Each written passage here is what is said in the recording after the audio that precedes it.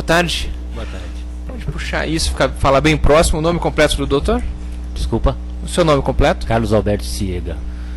O senhor tem algum parentesco com o acusado, com a vítima, nesse caso? Não. O senhor fica iniciado, então, compromissado a dizer a verdade, né? Daquilo que o senhor souber, se lembrar, puder nos contar a respeito desses fatos, né? Doutora, otorgo a palavra ao Ministério Público. Doutor Carlos, em 1998, o senhor exercia as atividades em que setor público? Eu era médico legista. Médico legista.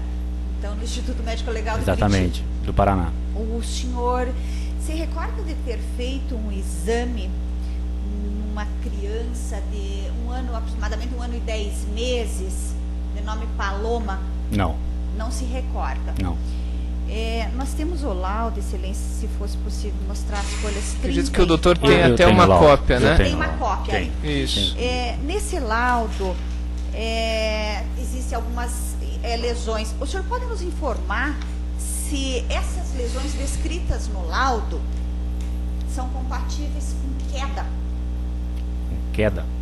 Só um segundinho, por favor.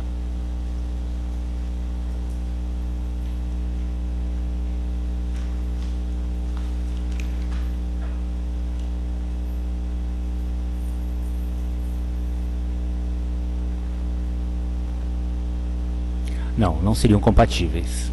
Perfeito. Alguma dessa lesão é compatível com afogamento? Também não. Também não. O senhor descreve neste laudo algumas lesões, eu acredito que 4, que diz assim, lesões semelhantes às provocadas por mordedura. São lesões que teriam um formato semelhante às provocadas por mordida, ou seja, um círculo com interrupções opostas. Certo. Essa mordedura, não sei se a minha pergunta vai estar correta, que são semelhantes, né, por causa que há uma interrupção que o senhor falou, compatíveis com mordedura de pessoas ou de animais? Mordedura humana. Humana. Isso faz um círculo. O animal não tem a boca formando o círculo, metade do círculo por cima, metade por baixo. O formato seria diferente. Ah, perfeito. Então, são humanas essas Mordedura humana. Inclusive, o senhor descreve uma delas na região glútea. Deixa eu achar aqui.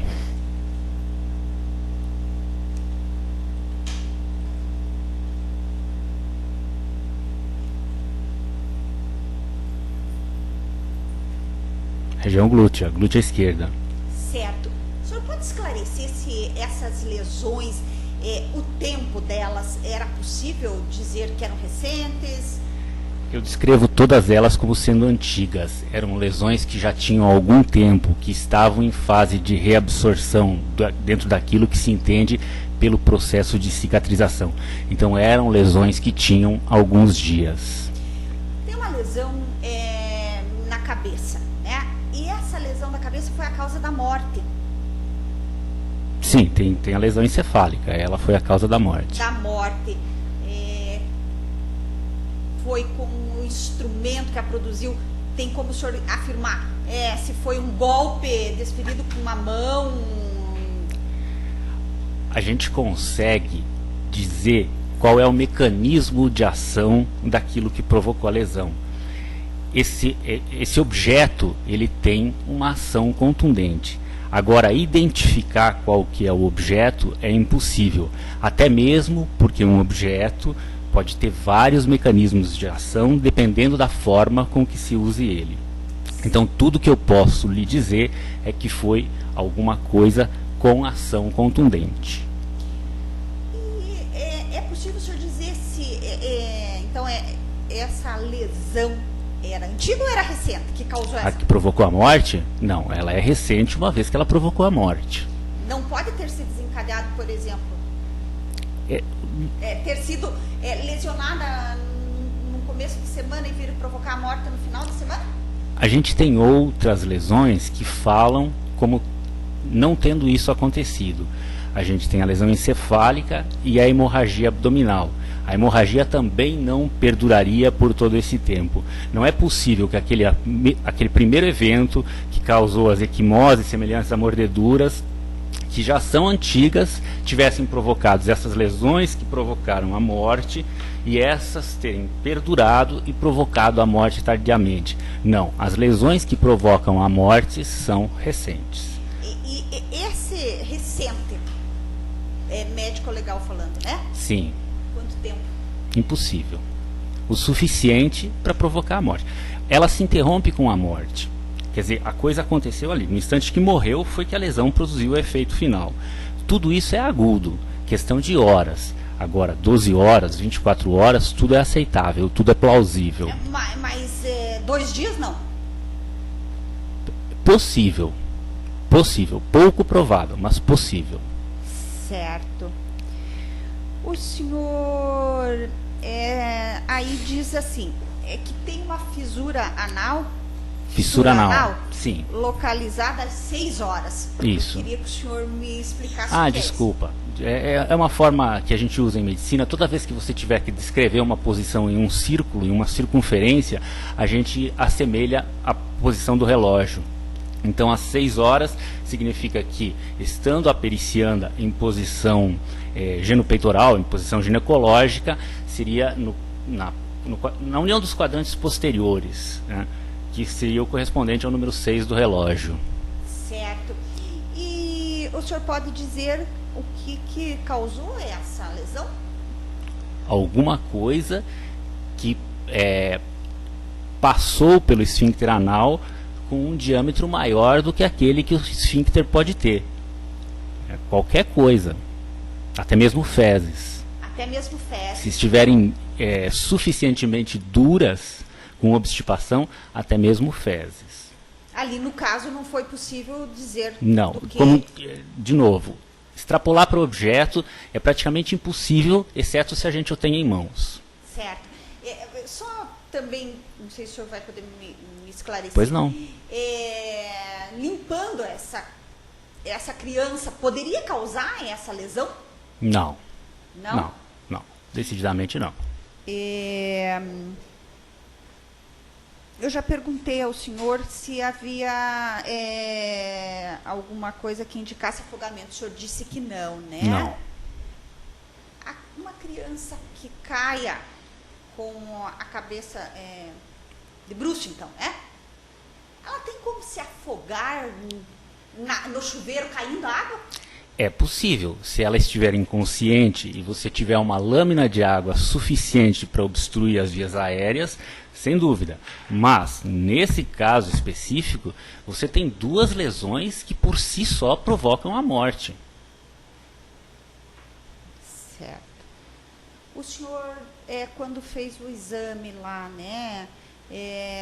Algum familiar estava acompanhando? Era possível o acompanhamento por algum familiar? Olha, isso nunca acontece, então não devia ter. Como eu disse, eu não me lembro, mas nunca acontece de a gente ter familiares assistindo. Certo. Doutor, uma última pergunta. Pois não. Esse laudo é assinado pelo senhor, que é o perito que efetivamente examinou Exatamente. o cadáver. A doutora Renata É a perita subscritora. só subscreveu em razão Exatamente. legal. Exatamente. Estou satisfeito, excelência. Pela defesa, doutor. O senhor diz com relação a essas lesões, o senhor pode dizer quais são as lesões mais antigas, menos recentes? Quais são as lesões recentes aqui, descrevendo no seu laudo? As lesões externas? Isto.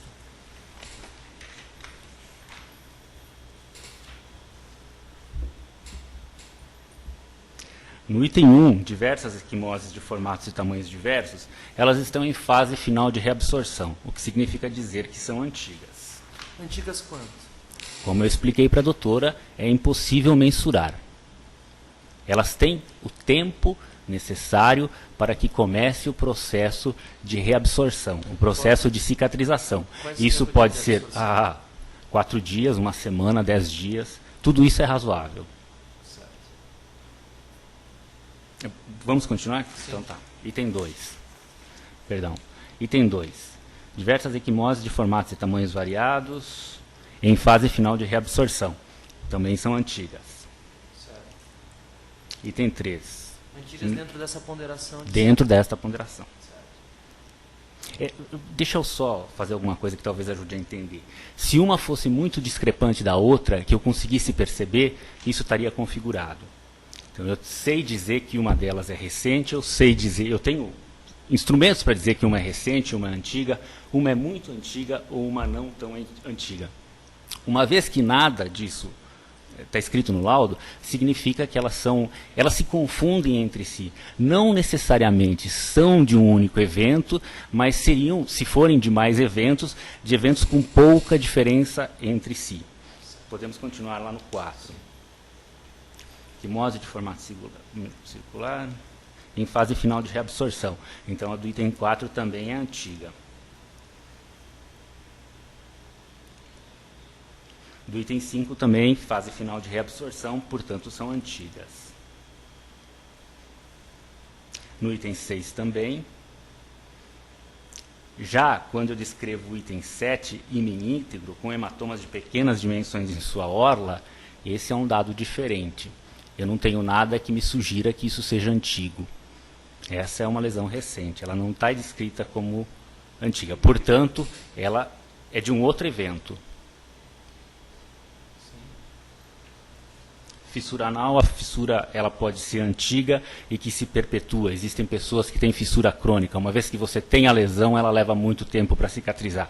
Então, pode ser recente, como pode ser uma lesão antiga que não cicatrize. No Tem item 8. características de violência sexual essa fissura? É possível. Nesse caso em especial? Impossível dizer. É alguma coisa que penetrou o orifício anal com um diâmetro maior do que o orifício permite. Isso faz a lesão. Seja um dedo, seja um objeto cilíndrico, sejam fezes ressecadas. Escoriação de fundo pergamináceo. Em fase final de cicatrização, a mesma história. Lesão antiga também.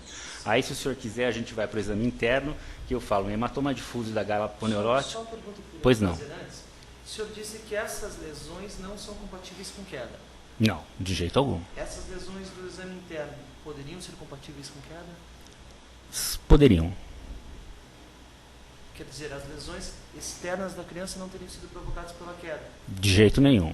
Essas lesões aqui, o senhor poderia descrever como possíveis, prováveis? É até possível. Uma queda tem ação contundente. Uma pancada tem ação contundente. Agora, se o senhor somar isso tudo, o senhor entende mais ou menos o que está acontecendo.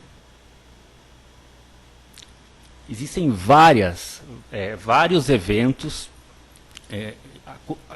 que aconteceram com essa criança. Alguns mais antigos e alguns mais recentes. Essas lesões antigas são lesões compatíveis com agressão humana, agressão física. E as lesões atuais também o são. É possível que seja por uma queda? É muito pouco provável, mas é possível. Porque uma queda tem ação contundente. Certo.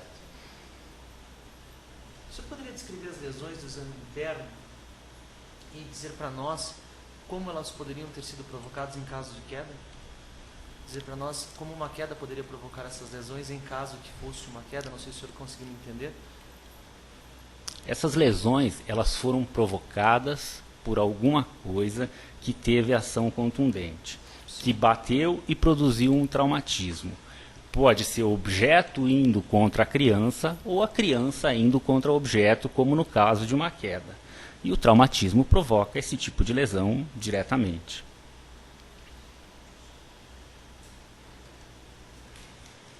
Não sei se eu fui claro, se era isso que o senhor queria saber. Seria mais ou menos isso que eu gostaria de saber. Essas lesões, esse exame interno, essas lesões que o senhor descreve, o senhor poderia dizer o que cada uma representa no corpo da criança, o que cada uma quer dizer, ou como elas se traduzem para nós que não somos leigos nessa área? Por exemplo, hematoma difuso, aonde fica, que região do corpo, o senhor poderia fazer essas descrições? Posso. Hematoma difuso da galha poneurótica. A galha poneurótica é o que está embaixo do couro cabeludo e que recobre o crânio. Significa dizer que eu tenho um traumatismo no crânio. Que existe uma lesão no crânio, alguma coisa que atingiu o crânio, que provocou um sangramento, e esse é o hematoma. O senhor põe ali a frase subsequente, diz em fase final de reabsorção. Reabsorção. É mais antiga. Mais antiga. Localizada em ambas as regiões parietais. Conforme tem a foto, as minhas fotos são, na verdade, um xerox aqui, eu não consigo enxergar nada, então As nossas também o são. é possível que existem as originais em algum lugar. Continuando, hematoma subdural localizado em região biparietal. Tá, essa é a lesão externa. Não. Interno. Retirada a calota, verificou. Hematoma subdural localizado em região biparietal. Significa que lá dentro do crânio, aquilo que fez o sangramento na galha aponeurótica foi o suficientemente forte para provocar uma lesão dentro do crânio também. Houve um sangramento na superfície do cérebro, que é isso daqui. Região biparietal, a região parietal é esta. Então eu tenho uma aqui. Nesse raciocínio. Essa parte em fase final de reabsorção, também nós diríamos que ela seria, esta lesão seria um pouco mais... Seria mais antiga. Mais antiga. Mais antiga. O quanto mais antiga, o senhor não Impossível. sabe dizer também. De Estamos jeito nas mesmas nenhum. ponderações Mesma situação. anteriores. Tá. Então ele tem a hemorragia, um hematoma subdural nas regiões biparietais e mais uma hemorragia subaracnoídea. Você tem diversas membranas envolvendo o cérebro e em cada uma delas você pode coletar sangue. Então coletou sangue em uma dessas, entre duas membranas e entre outras duas. O que significa dizer que você teve alguma coisa com grande energia atingindo o crânio, a ponto de provocar essas lesões internamente.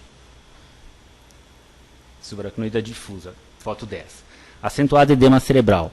Essa é a alteração final, é a lesão final que se faz a partir do traumatismo, que é o que provoca a morte. Se eu estou entendendo aqui, o senhor descreve fases de uma mesma ação contundente? Existem situações diferentes. Aqui eu descrevo o hematoma da galha aponeurótica como sendo mais antigo. Consigo dizer isso e está escrito aqui. Já a lesão do cérebro, não. Essa é recente. Mas pelo que o senhor está me dizendo, ela acontece quase numa mesma região, numa mesma localização do corpo. É isso? No crânio, no caso. Isto, ela aconteceria nesta mesma localização posterior aqui do crânio? A antiga em ambas as regiões parietais, o subdural, que já é dentro do crânio, em ambas as regiões parietais, portanto coincidentes, e a subaracnoide é difusa em todo o cérebro, portanto não é coincidente. Não é coincidente. Então aqui nós teríamos uma lesão anterior por ação contundente e uma lesão posterior com ação contundente. Eu posso fazer essa afirmativa? Não. Não. Não pode? Não pode. Não há como. Tudo se traduz na questão tempo. Não há como. Essa minha afirmativa ela é possível. De que as lesões são diferentes? É possível, mas não é possível que se afirme que seja. Assim, podem existir outras versões, podem existir outros fatos. Pode ser que sejam duas situações diferentes e pode ser que não. A lesão cerebral não necessariamente se faz na mesma topografia da lesão externa. Eu posso bater a cabeça do lado de cá, fazer um galo aqui e ter lesão encefálica do lado de cá, porque o cérebro foi jogado contra o crânio. Certo. Entendeu? Então, por exemplo, essa hemorragia subaracnoídea e o hematoma extradural, eles são recentes, eles são diferentes. Não é possível dizer que eles... enquanto os outros claramente são mais antigos, esses não. Certo. É possível que sejam da mesma situação? Muito pouco provável. Sejam da mesma situação. Do mesmo evento. Do mesmo evento. A minha pergunta é possível que a primeira lesão que o senhor descreve em fase final de reabsorção e a outra segunda lesão, elas sejam de eventos distintos? Isto? A do item 1 e o hematoma subdural na região biparietal é possível que sejam de eventos distintos.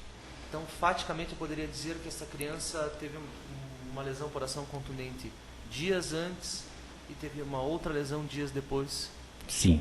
É possível. Até porque isso foi o que provocou a morte. Essas lesões que provocaram a morte são lesões recentes. Possível também seria dizer que esta lesão poderia, qualquer delas, poderia ter sido ocasionada por uma queda, por esta ação contundente de queda?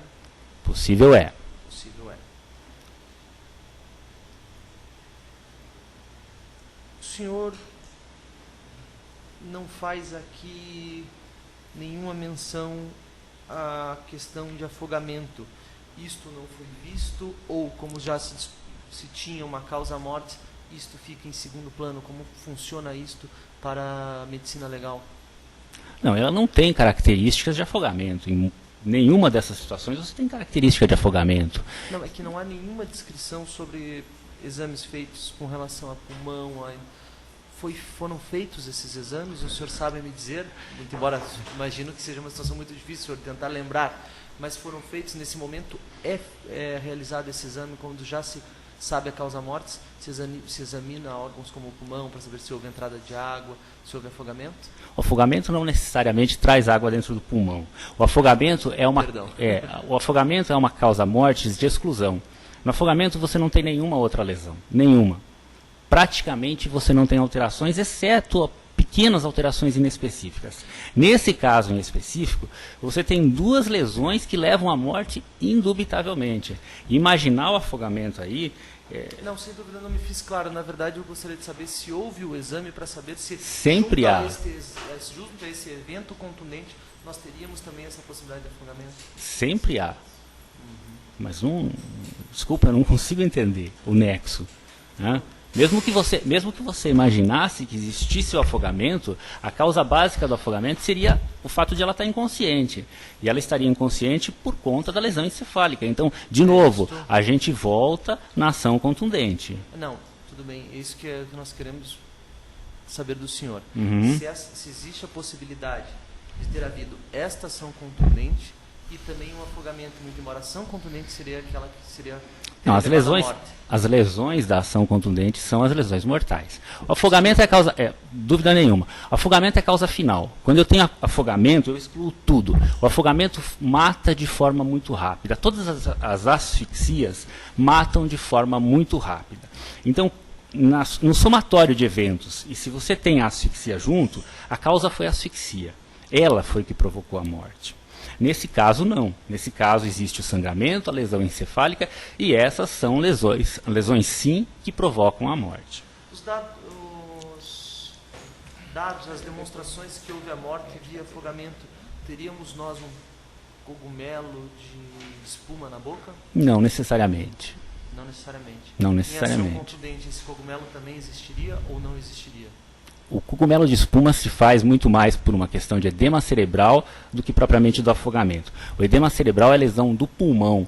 Por exemplo, se você tiver um infarto agudo do miocárdio, você pode ter cogumelo de espuma. Se você tiver o afogamento, você pode ter um cogumelo de espuma. Se você tiver uma ação contundente que faça traumatismo pulmonar, você vai ter o cogumelo de espuma.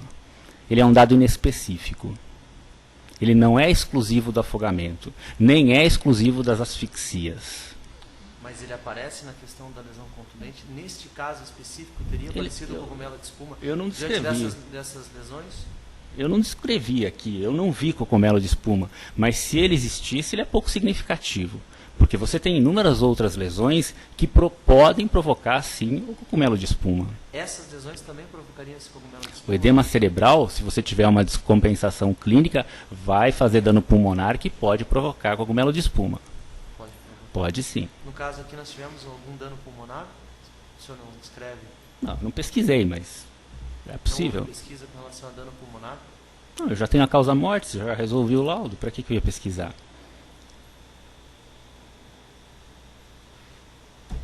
Sem mais, excelência. Também não tenho mais perguntas.